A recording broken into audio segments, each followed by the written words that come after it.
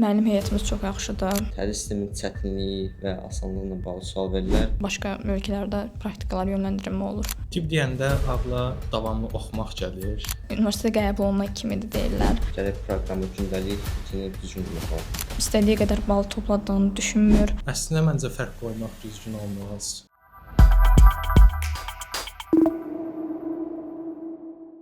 Mən Aytac Rüstəmova, 20 yaşım var. Azərbaycan Tibb Universiteti Müalicə Profilaktika 2 tələbəsiyəm. Salam, mən Ocaqzadə Fərid. Mən Naibov isə hər ikimiz Azərbaycan Tibb Universitetinin 1-ci müalicə profilaktika fakültəsində təhsil alırıq. Bu gün sizlərlə öz təcrübələrimizi bölüşəcəyik. Bu universiteti və ixtisası seçməyinizə əsas səbəb nə oldu? Uşaqlıqdan bu ixtisası olan marağıma görə bu sahəni seçmişəm və məqsədim bu yöndə olub. Düşünürdüm ki, potensialım, yəni həmin bal, həmin ixtisas deyil və arzum o idi ki, həkim olum.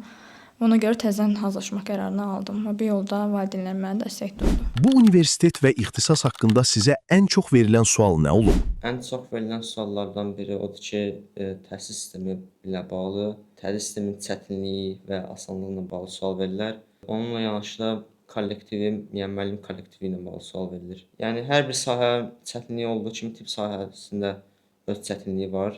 Təkcə nəzəri hissə deyil və praktiki hissə də olmalıdır. Müəllim kollektivinə isə gəldikcə, müəllim kollektivinə söz ola bilməz. Adətən məndən soruşurlar ki, bitirəndə nə həkim olacaqsan, ixtisasın nədir falan. Buna aydınlıq gətirmək istəyirəm. Biz 6 il bazı ali tibb təhsili aldıqdan sonra rezidentura imtahanı veririk. 46 dar sahə üzrə, hər hansı bir sahə üzrə ixtisaslaşırıq. Ondan sonra ixtisasımızı seçirik.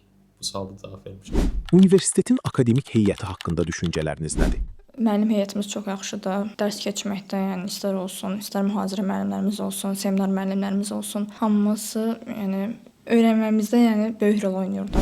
Universitet həyatınız gözlədiyiniz kimi keçirmi? Gözlədiyim kimi, əslində mən gözləyirdim ki, biraz daha asan olsun, amma daha çox biraz yorucudur. Bu da hər bir tələbə üçün məncə yəni normaldır yəni.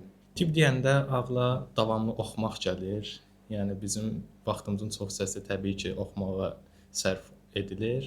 Bunu gözə alan şəxs məncə sevə-sevə burada təhsil ala bilər. Bu məncə həmin şəxsin öz xarakterindən irəli gəlir, öz bacarıqları ilə vaxtını düzgün idarə etməsi, özünə lazım olacaq şeylərə vaxt ayırması və sair kimi şeyləri idarə edirsə, məncə heç bir problem olmayacaq. Fəriddə olduğu kimi. Mən də hissəyə qatılıram. Gərək proqramı, gündəlik rutini düzgün qurmaq lazımdır. Universitet karyera qurmaqda sizə necə dəstək olur? Yay tətillərində Erasmus proqramları olur, yönləndirilmə olur, 1 aylıq praktikalar olur, yönləndirmə Türkiyə olsun, başqa ölkələrdə praktikalar yönləndirilmə olur. Konfranslar olur, vebinarlar keçirilir müxtəlif mövzular üzrə. Məsəl üçün bu yaxınlarda neyrocərrahiyyə konfransını təşkil olunmuşdu. Sonra sepsis haqqında ümumi mikrobioloji olsun, histoloji, anatomik, yəni bütün fənləri əhatə edən bir konfrans keçirilmişdi. Universitetinizdə nəyi dəyişmək istəyirdiniz? Məncə universitetimizin təhsil mühiti çox yaxşıdır. Əlavə olaraq tələbə həyatı üçün bəzi dəyişikliklər etmək olar. Məsələn, kampusumuzu yeniləmək kimi. Belə də məncə pis deyil. Və qeyd etmək istəyirəm ki, universitetimizin kitabxanası əlverişli olsa, sadəcə istəyərdim ki, biraz şərait baxımından yüksək səviyyədə olsun. Sizcə sizin ixtisasınızı seçən 1-ci kurs tələbələri ən çox hansı mövzularda yanılırlar? İmtahan sistemi deyərdim. Düşünürlər ki, onlar universitet hər şey universitetə qəbul olmaq kimidir deyirlər. Və mən də onlardan biri idim. Amma gözlənilən o deyil. Daha çox yükü var, rahat deyil.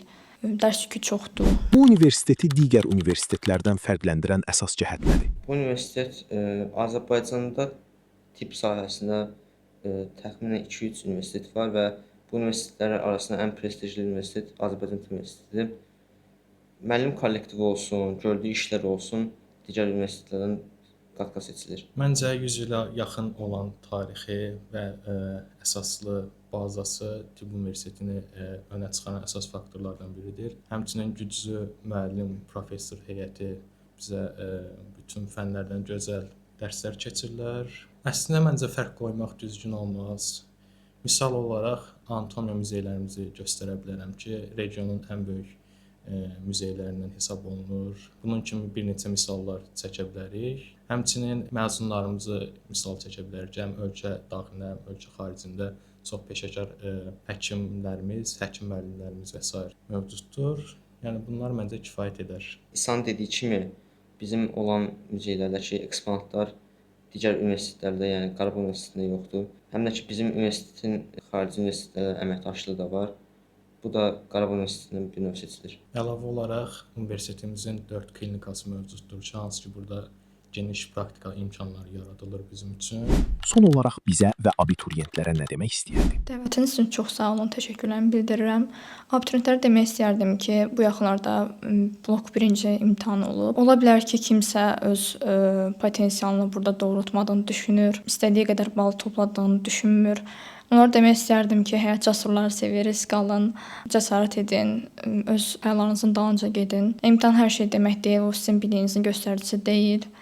Özünüzə inanın əsas. Bu ixtisas və bu universitet sizin gözünüzdə çox çətin və böyük görsənə bilər, amma heç vaxt arzularınızdan dönməyin. Çünki gözlədiyinizdən də çoxdan layiq olacaqsınız. Xəyallarınızın dalınca qaçın, çünki heç bir şey imkansız deyil.